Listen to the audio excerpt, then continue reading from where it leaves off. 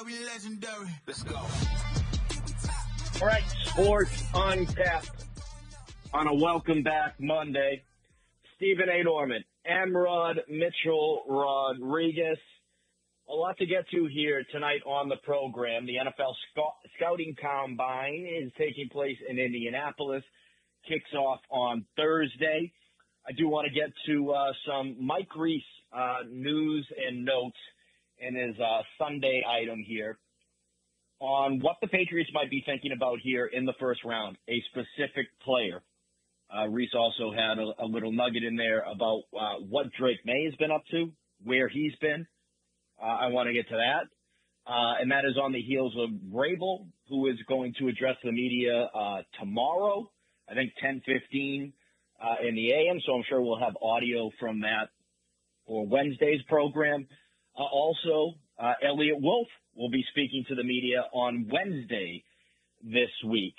So a lot now as we get closer to the draft. It's becoming draft time, followed by free agency, and then, it kicks off with the draft. So scouting stuff, free agent stuff, and we're going to dive all into it. Mitchell, I know you've talked a little bit about it. We both have. We're going to get deeper into that as the Patriots, hit I think the most important point of the new regime, and everything is settling in. All the bright people seem to be in place. You could question maybe Elliot Wolf and some of the staff, scouting staff, that is. But we'll get to all of that. I do want to start with some Celtics thoughts after yesterday's dominant performance against the Knicks. So we'll get to that.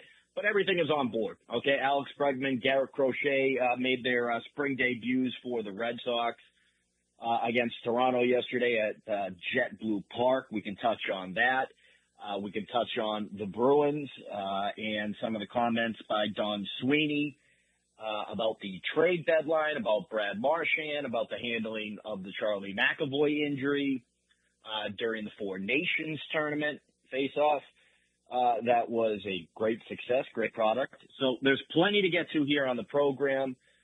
Tonight, 978-454-4980, the Middletown Electrical Service text line.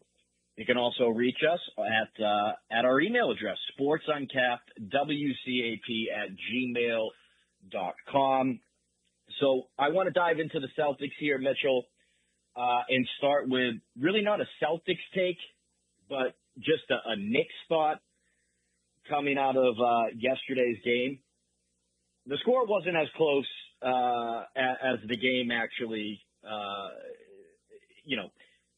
the score indicated the game was closer than it actually was. That was another ass-kicking by the Boston Celtics yesterday, who I know they had their moment there in the third quarter after going up by 24, kind of taking their foot off the gas. But overall, Mitchell, I want to start with the Knicks. The Knicks are a fraudulent team. I mean, and Mitchell, I felt that way after the first two matchups in opening night, but I gave the Knicks a little bit more of a cushion, especially after opening night, saying, all right, a lot of new pieces, opening night, banner being raised at the Garden, electricity in that arena, the Celtics coming back as a unit when they were without Porzingis that night, but we know what happened with Jaylen Brown and the Olympic snub and Jason Tatum, DNPs in the Olympics and all of that. So they have plenty of ammunition. Celtics are now 3-0 against the Knicks. The Knicks suck. I will say this right now. They really are. They are, Mitchell. They are a fraudulent team.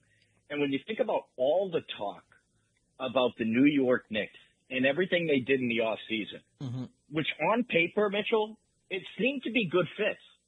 It seemed to be good fits, at least with Mikal Bridges. Yes. Who I think they gave up too much for. Agreed. And then they brought in Karl Anthony Towns, Cat, to match up against Porzingis. He's not a guy.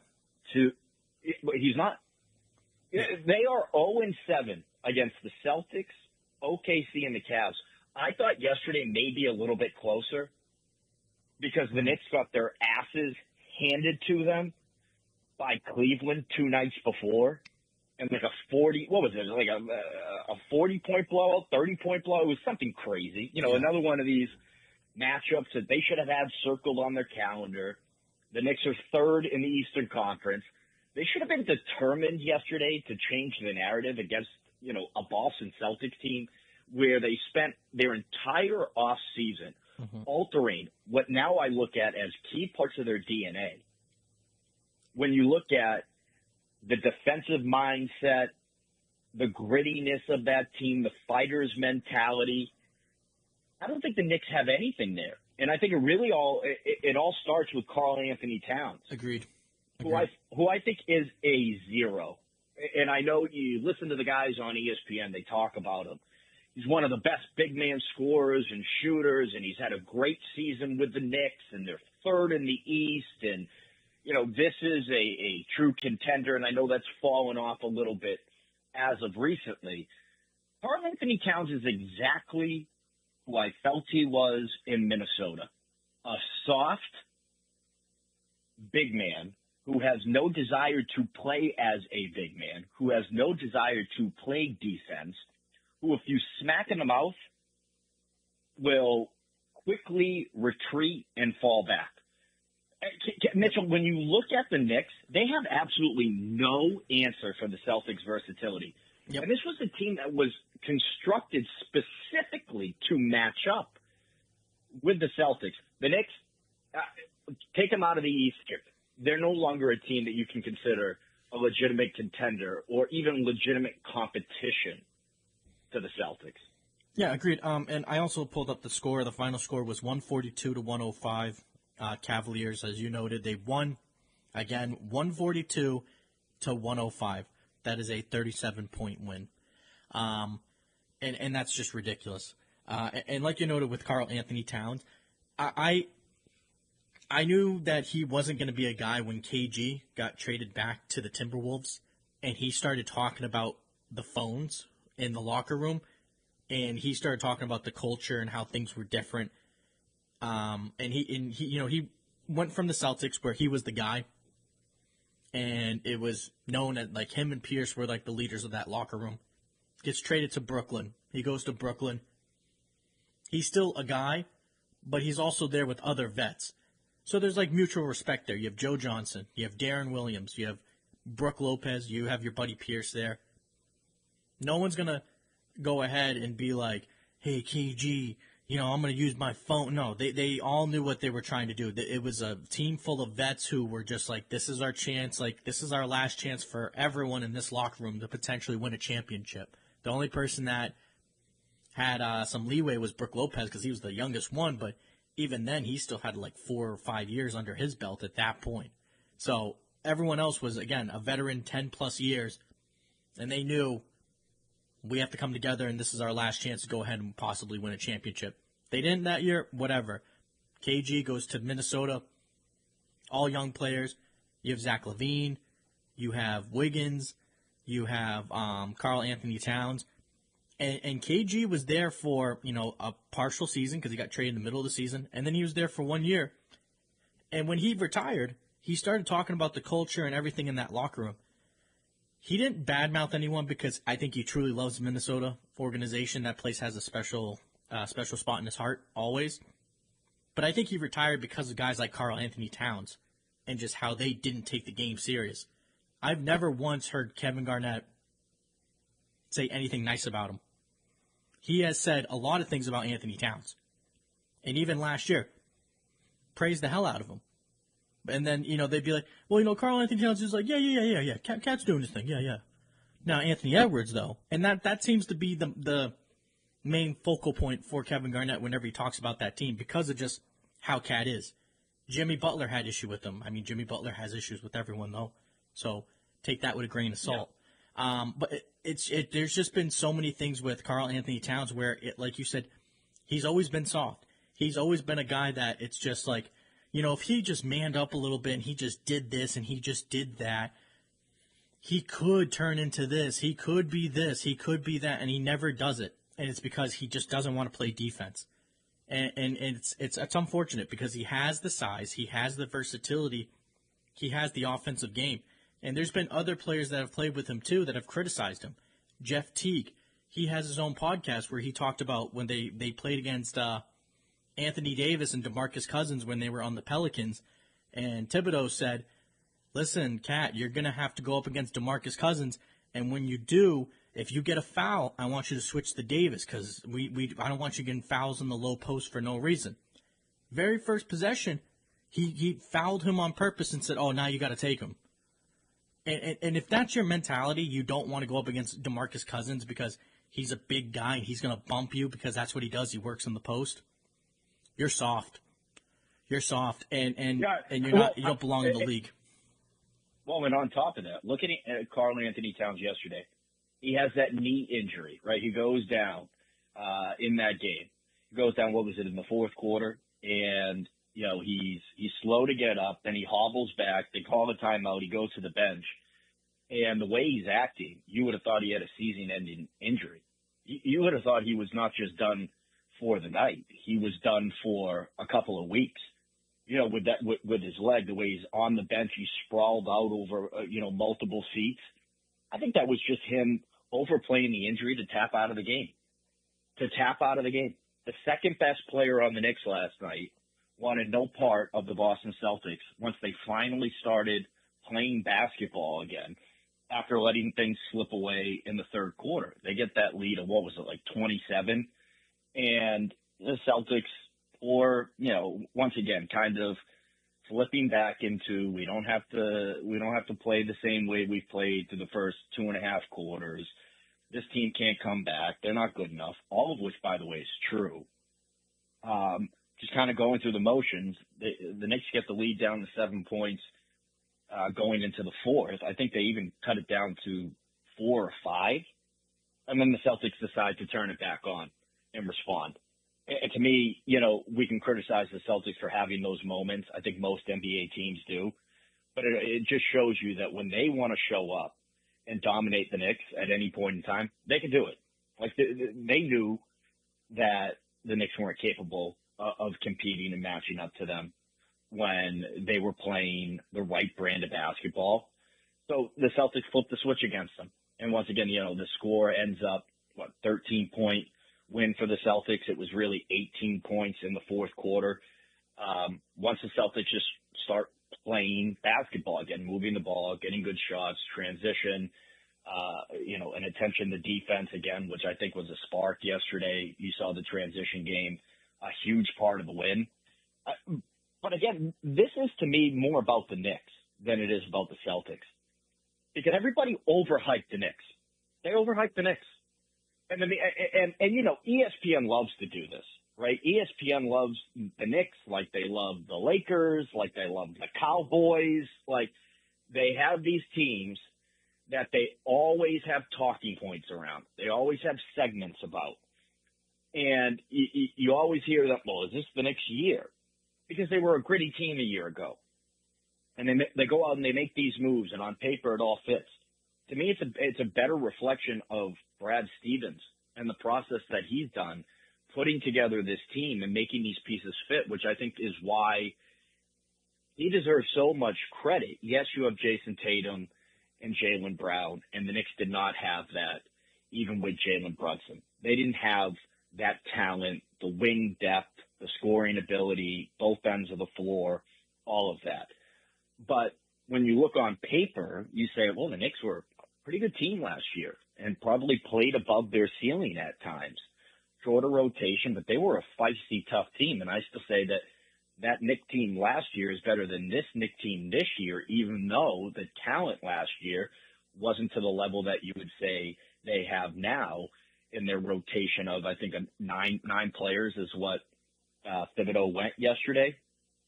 But yep. You got to look at Brad Stevens and say, I credit him for targeting Kristaps Porzingis, because we can say that Porzingis has his shortcomings, and he does, right? Like he's injury prone. He's not exactly a post up 7-3 type of guy. He stretches the floor. He can really shoot the basketball. But I'll take Porzingis over Karl Anthony Towns every single day of the week. And I don't think that if you listen to a lot of the talking heads that they would say Kristaps Porzingis is a better player and with pure talent than Karl Anthony Towns. I'll tell you what it is. It's his heart. And I know you could question that earlier in his career. You don't do that now. Porzingis at least affects people at the rim. He actually goes down there and makes an honest effort to impact teams trying to finish at the rim. Karl Anthony Towns, he might as well be yelling "Olay" and put a traffic cone. Targeting guys, and letting guys just run right by him. Yeah, so it's something that it's something that like when I look at, like you noted Porzingis in his early days with the Knicks, I think what that is, I think it's just like every other big man that's been paired with Carmelo Anthony, Amari Stoudemire, Marcus Camby, Chris Anderson. A lot of those guys didn't have great times with Carmelo because of the fact that he was a ball hog. I think Carmelo offensively, one of the most gifted players ever. As a teammate, the guy is Carlos Arroyo. Honestly, that's what he is as a teammate. I don't think he's ever made anyone better. I don't think he's ever helped elevate anyone's game. He's a black hole. He just sucks the talent out of people. Amari Stoudemire was getting MVP considerations, All-Star votes when he first went to the Knicks. Carmelo shows up. You never heard from the guy again. I remember seeing on TV in Boston, they had a thing for Amari Stoudemire, and he was walking around New York, and then he's out going ahead and telling people, "We're gonna start over a new era in New York," and he's pointing to his jersey, number 1, one step at a time. And I thought it was the cheesiest thing, but that he believed in that. He wanted to be the guy to bring a championship to the Knicks. He wanted to be the guy. And then they traded for Carmelo, got rid of all their good players, and there was a lot of Knicks fans at the time that thought, we got swept in the first round with Carmelo and Amari. Could we have maybe fought the Celtics and won a game with those other guys that we traded away, like Danilo Gallinari, Raymond Felton, who was the center, Ronnie Turiaf? Could we have possibly won a game? I think you would have won a game. Instead, you got the black hole that was Carmelo Anthony, who, again, Kristaps Porzingis early in his career, he didn't look really that comfortable playing with Carmelo. They trade him away. He tries to go into a leadership position with Langston Galloway as his number 2. And where's Langston? In Germany? Probably. I think that's the last time I heard of him. I mean, it's ridiculous. Then he goes to Dallas with Luka, and what is he expected to do there?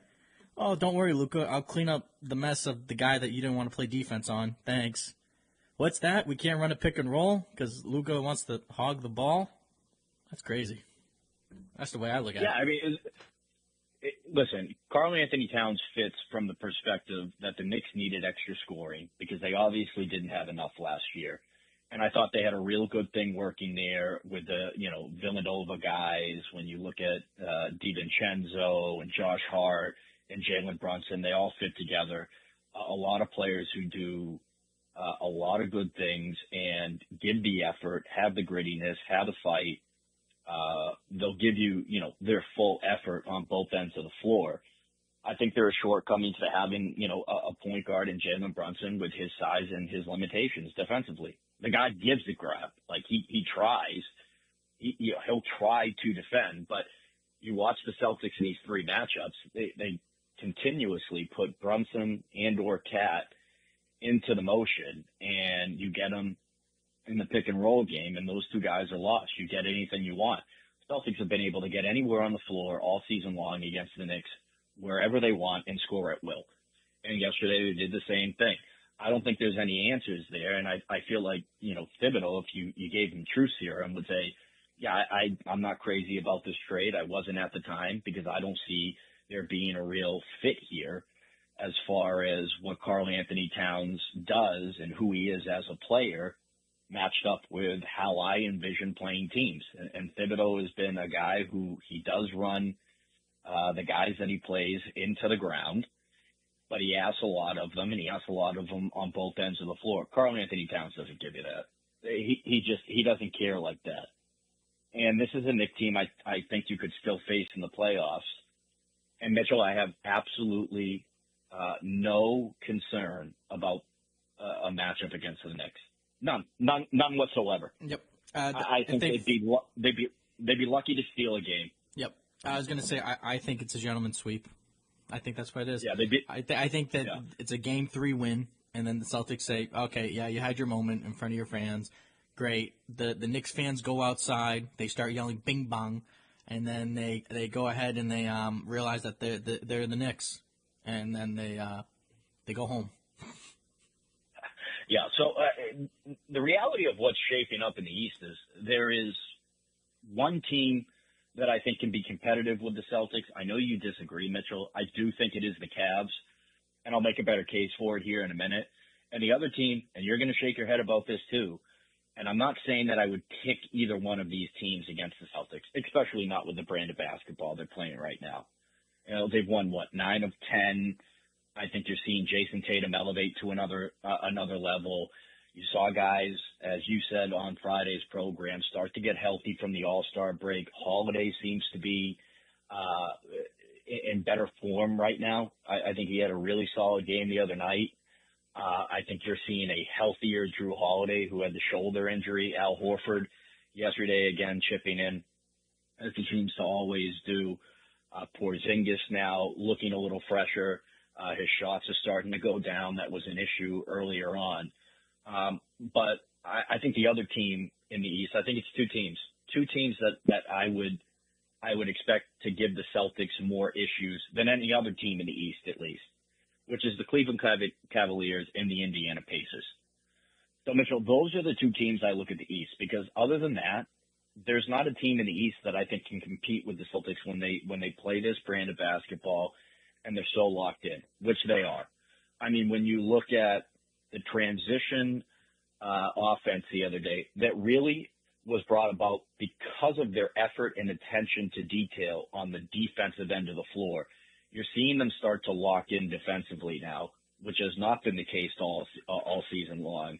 And when they do that, they're unbeatable. I said it Friday, I'll say it again. They're unbeatable in the East because the Knicks can't run with them.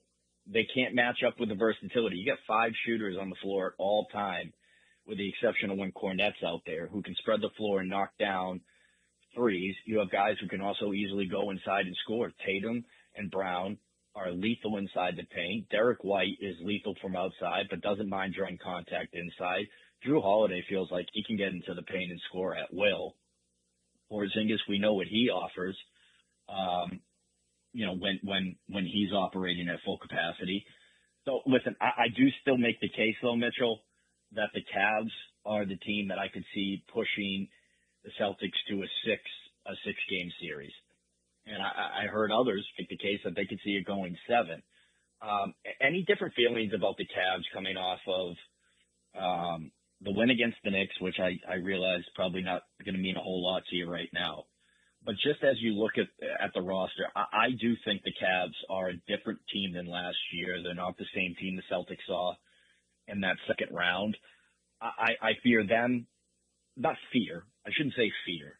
I think they can be competitive with the Celtics. And I also think Indiana, again, is a sneaky team in the East, who I think currently is 4th or 5th in the East, who I could see giving the Celtics a difficult time because of their speed, because of their length, and because it seems like a scrappy team that fights. Yeah, I mean, the speed with Indiana, I get what you're saying. I just think with that team rides or dies with Tyrese Halliburton. Pascal Siakam, you know what he's going to do. Miles Turner, you know what he's going to do. It's just that team rides or dies with Tyrese Halliburton. And there's been some games he's up and coming. He's still trying to figure things out. And the front office over there in Indiana, they're trying to get that second guy to go with him. I don't think Miles Turner is that number 2 to him.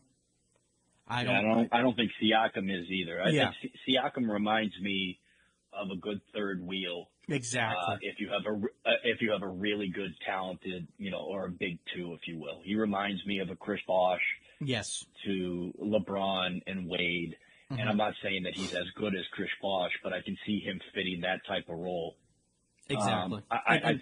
But I do think there's a grittiness to them. I think when so. we look at the Knicks, it's the same thing as last year. Andrew Nembhard stepped up in the playoffs. Benedict Mathurin another year.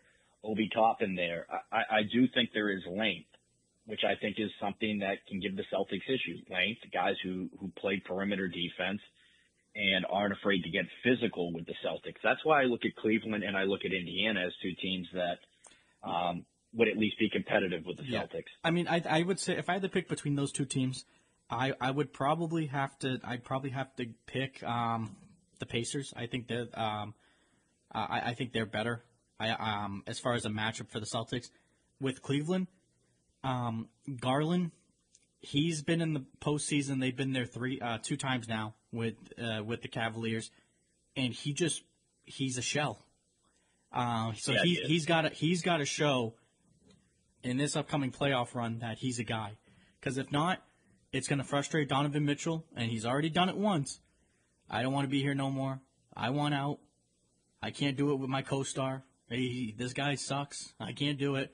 So, I mean, it's really like Donovan Mitchell, what you're going to get with him. He's going to give you 30. He's going to give up 30.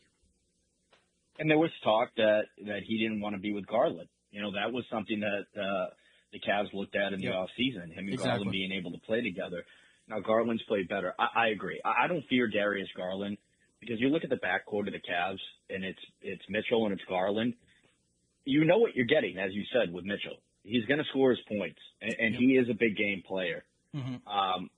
I look at Garland as a liability, and I'll take the matchup with Derek White and Drew Holiday on those two guards. Exactly. Why I would say Cleveland is still above Indiana and a good amount of distance above Indiana is I think that they're a different team now that Mobley has taken his offensive game to another level this season.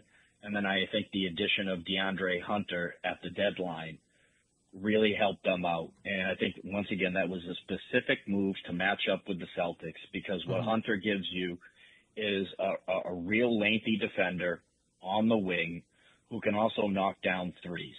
And you mix that now with the depth of, Okora, Ty Jerome, who played extremely well against the Knicks the other night. I know they also signed in the buyout market Javonte Green, who not an offensively skilled performer, crazy athlete, former Celtic, as you know, but he's a defender who I also think will get up in guys' faces. I think that the team is different because there's an all-around balance to it, and I do like Jared Allen. So I think there is a little bit more maturity to that team, a little bit better of a second and third option, especially with DeAndre Hunter now. So I like the Cavs as far as the second best team in the East, although currently they have a 6-game lead for the number one overall seed. The Celtics have been 5-1 against the Cavs and Knicks this year. And there's a big matchup this week with Cleveland that I have circled. I think that's another one of these games that you circle on the calendar. Last night was one of them for the Celtics. We look at a matchup, I think, in a week from now with Denver. I think the Lakers in March. We talked about the upcoming schedule. I think there are some games on the schedule that will be some sort of a measuring stick for the Celtics. I think it's going to be a good gauge now that Hunter's in the mix there, that Okora is back in the mix. He missed a lot of the season with injury here. He's been back in the mix. So I do want to see these teams close enough to full strength to get a better gauge of it. But we'll see. Celtics right now, I don't think there's a team that can beat them in the NBA playing like this. I think their best threat is out west. And I think that could very well be, in my opinion, Denver, who got their asses kicked the other night by the Lakers, believe it or not. So we'll see how it all shakes out. I think the best threat to the Celtics is out in the West as you look at the logjam that is the Western Conference. 978-454-4980. I do want to talk about Jason Tatum. Quentin Richardson on ESPN yesterday prior to game had some very forceful comments about Jason Tatum and how people are talking about Jason Tatum this season or how they're not. I do want to get into that in the next segment. We play the audio to go along with it on the heels of Jason Tatum mentioning or on being mentioned with Larry Bird. I'll read you the quote there from Tatum from that too, and then we'll get to some combine thoughts here. Big week for the New England Patriots. Mike Reese thoughts too from his Sunday notes. We'll get to all of that and more. Sports Uncapped here on a Welcome Back Monday. 978-454-4980 is the text line. Sports Uncapped, WCAP@gmail.com is the email. Back with more right after this. Still feel like Jason Tatum has been totally disrespected this whole season with the numbers he's putting up and the season he's having, leading his team in so many categories, and not to get the credit that he deserves. I don't know what it is. I don't know what more we want from Jason Tatum. He's the perfect role model. He's a ball on the court. He gives you no drama, and he shows up. He's available to play, and I don't understand why we don't give him more credit. But I still feel like. So that was Quentin Richardson on ESPN yesterday, Sports Center, talking about the lack of respect for Jason Tatum this season. I do want to get to that, Mitchell, because I find it interesting. And I think that Quentin Richardson has a point. Has a point there with Jason Tatum this season and probably not getting as much credit as he deserves. Part his fault, part not his fault. I'll explain in a minute. Mitchell, the one team going back to last segment we didn't mention is the Milwaukee Bucks. Who very shaky start. They seem to put some pieces together. Okay, they made moves at the deadlines themselves. As you look at Milwaukee, are they kind of forgotten a little bit, left out of it here? You know, they make the trade at the deadline to acquire Kyle Kuzma, and they move out Chris Middleton. Any feel that maybe Milwaukee is being slept on a little bit there? Yes and no. I think you add Kuzma. He's not great. He's not bad. He's not good. I don't really know how to describe him. He's a guy who he's streaky. He'll have his moments where you're like, well, okay, now I see why Washington wanted to build around this guy. And then he has another game where you're like, who is this guy? And who let him on the basketball court? What the hell is going on? That's the roller coaster of emotions that you have with Kyle Kuzma. There was a game, and I remember this in the bubble, where he hit a couple shots in a row, and I was like, oh, he's looking good. He's looking good. He had, I think it was Anthony Davis cutting to the basket, and this guy shoots up a three, contested. And I was sitting there going, what in God's name are you doing right now? And he goes ahead and he just shoots the contested three. LeBron's looking at him, and this is one of the few times that me and LeBron were on the same wavelength. We were saying expletives that we can't say here, looking at Kyle Kuzma. And that's just what he does. And he's a guy that you have to reel in from time to time. And it grows old and it grows frustrating. Damian Lillard, he's another flashy point guard. He'll score 30 points. He's going to let up 30 points. And then you got Giannis. I can't say enough good things about Giannis. He's great. He's one of the best players in the league right now. And I think he's on his way out. I think he's going to leave Milwaukee. I think this will be his last year there, legitimately. And I think Dame is going to get traded to a market like Miami finally with no one there, and he's going to put on Dame time again, tap the wrist. Look at that. It's Dame time. See that? No, I'm just tapping because my watch is dead. I have to hit it a couple times to get it going again. And that's just what's going to end up happening. Milwaukee's going to go back to being Milwaukee of old. I think it's just the characters that are there. Again, those are the three top guys there. Who else you have there? Brook Lopez. He's getting up there in age. He's not the same versatile defender. And Pat Connaughton. Bobby Portis, he just got suspended for PEDs.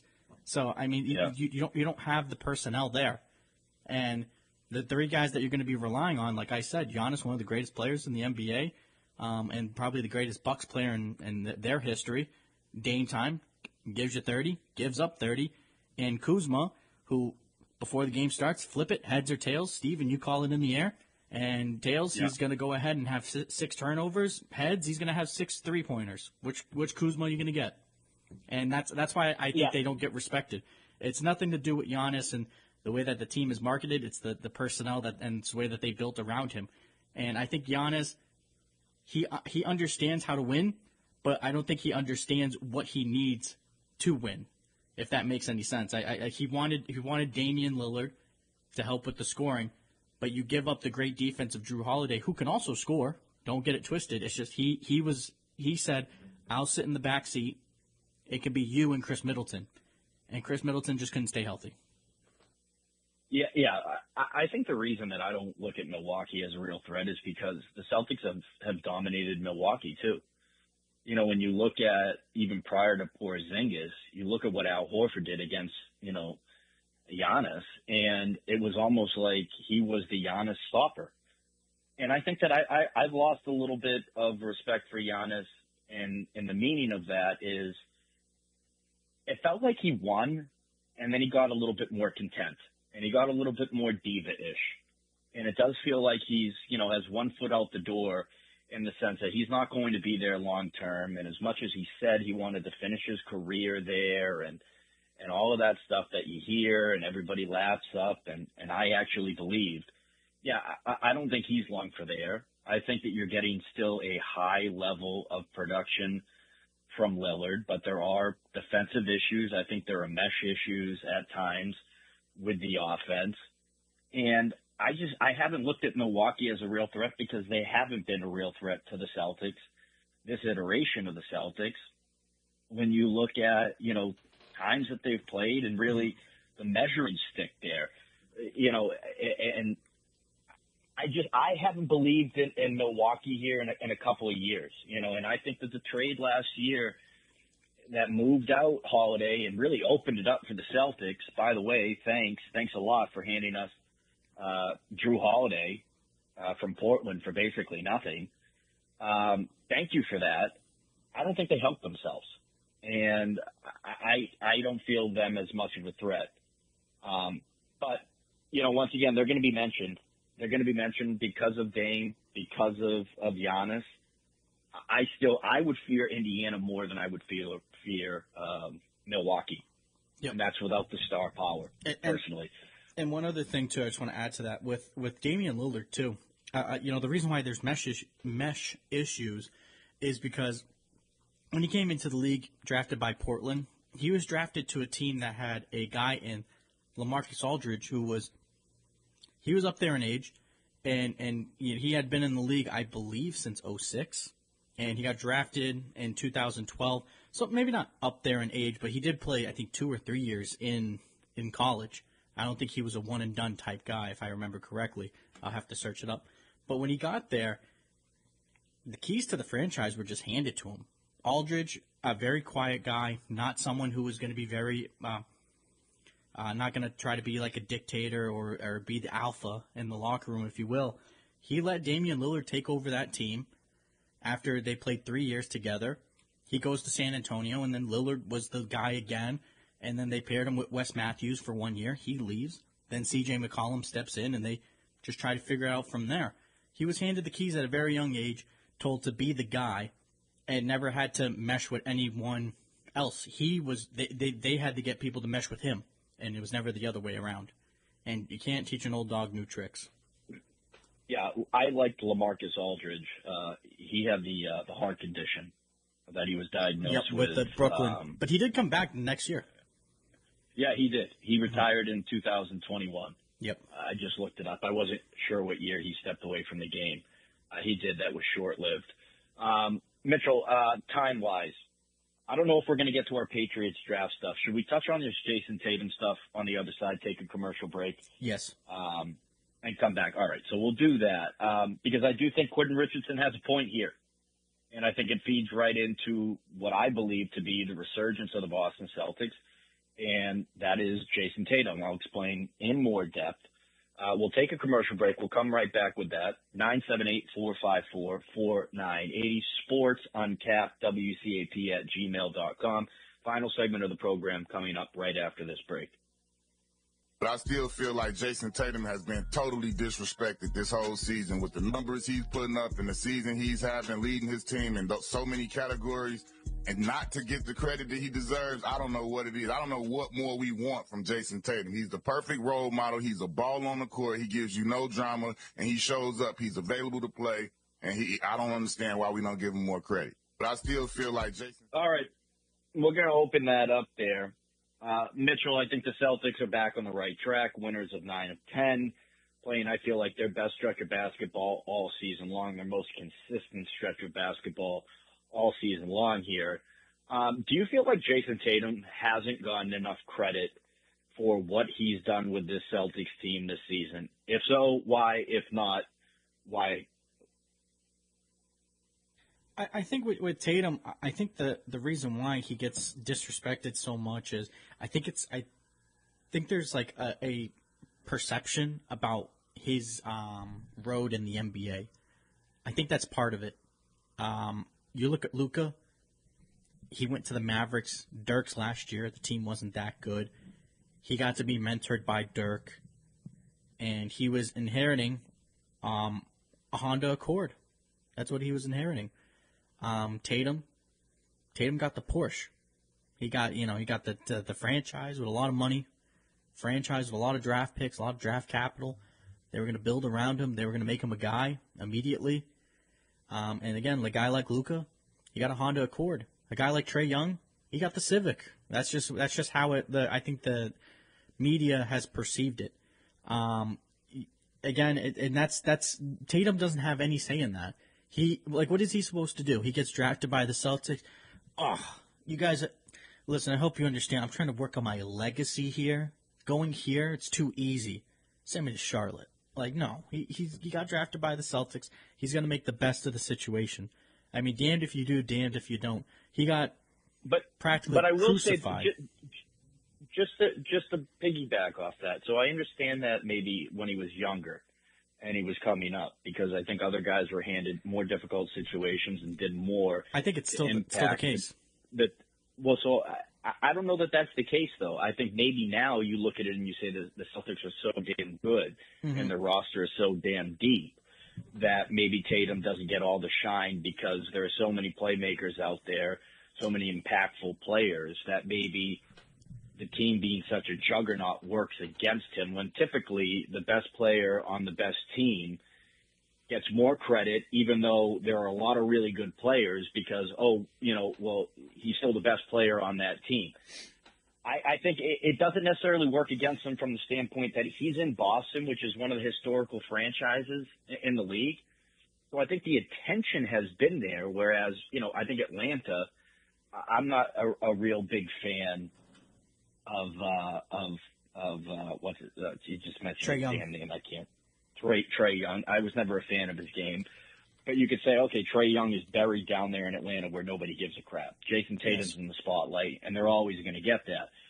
I think it's for the simple fact of this, and I'm talking this season, because I think Tatum has got plenty of respect throughout the course of his career, even prior to winning an NBA championship, which people talked about him as a top 5, top 10 player. And typically when I look at that and I look at being a superstar, I say you need the championships to back that up. And just being a superstar talent isn't enough for that. Whereas it looks at this season, I think there was such a jolt last season, and the Celtics were wire to wire the best team in basketball, and they ran away with everything, and they ran away with the playoffs, that everybody was kind of looking at Jason Tatum and saying, what is the team going to do? How good are they going to be this year? And when you have, basically a 2-month span where they went 16-12 and were 8-7 at home, and you say, you got this loaded team. I know you haven't been healthy all the time, but Tatum's been out there. He hasn't taken nights off, which I credit him, by the way. He's one of the superstars that doesn't, abide by this, load management crap. He's, questionable. yeah, he's questionable for a game. He pushes the play. It's one of the things I love about him. I think some of it is a product of how good the team has been and the fact that they had a stretch, how good the team is around him, and then the stretch that they had in the middle of the season.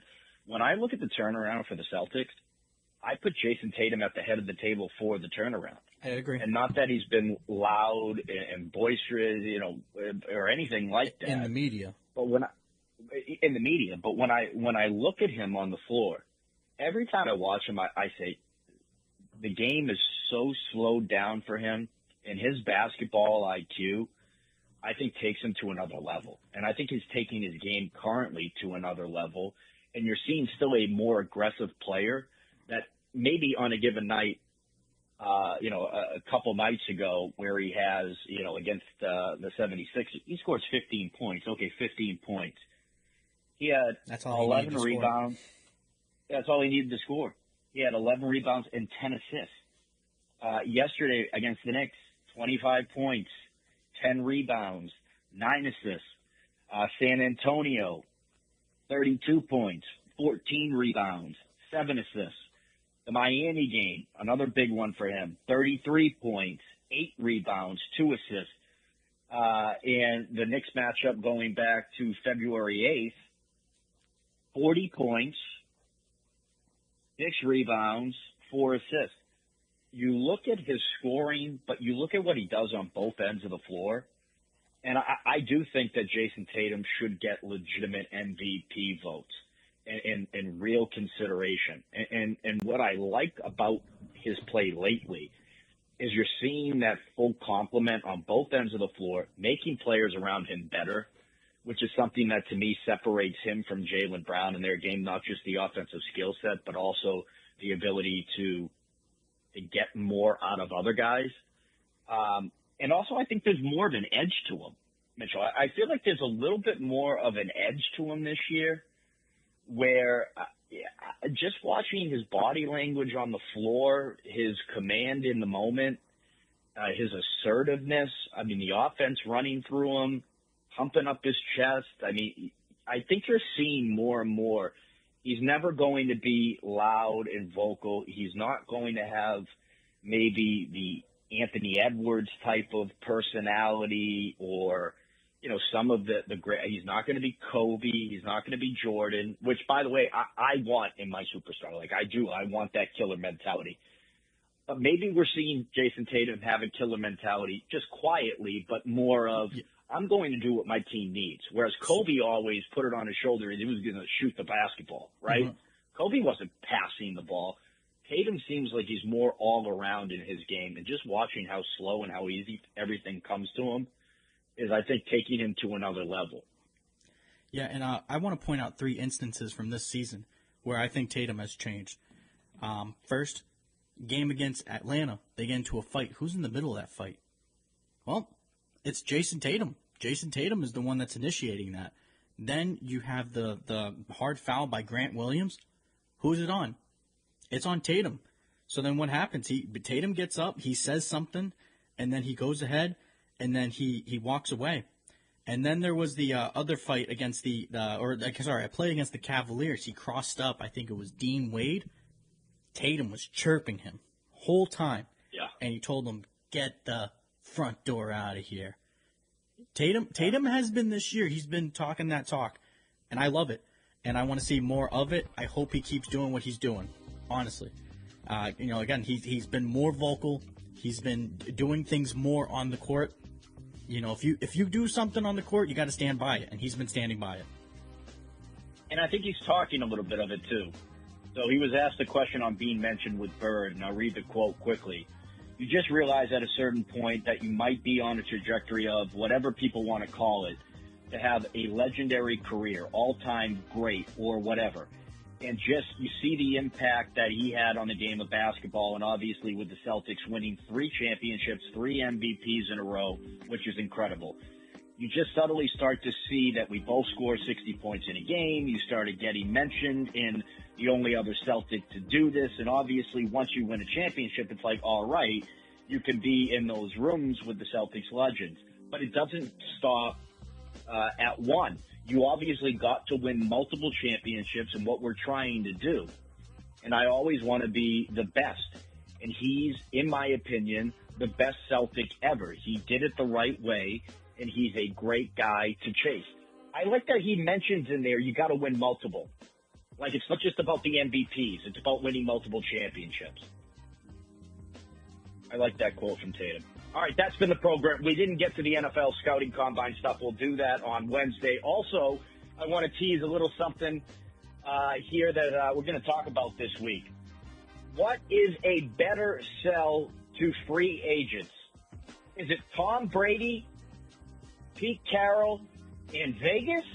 Or is it the Crash, Mike Vrabel, and New England with Drake May? We'll get into that discussion this week. You want to give me your feelings on that. What's better, Brady as a lure or Vrabel in New England with all the cap space, Vegas second most cap space in the league? Email the program, sportsuncappedwcap@gmail.com. Thanks for listening tonight. Thanks for listening always. Good night, Merrimack Valley.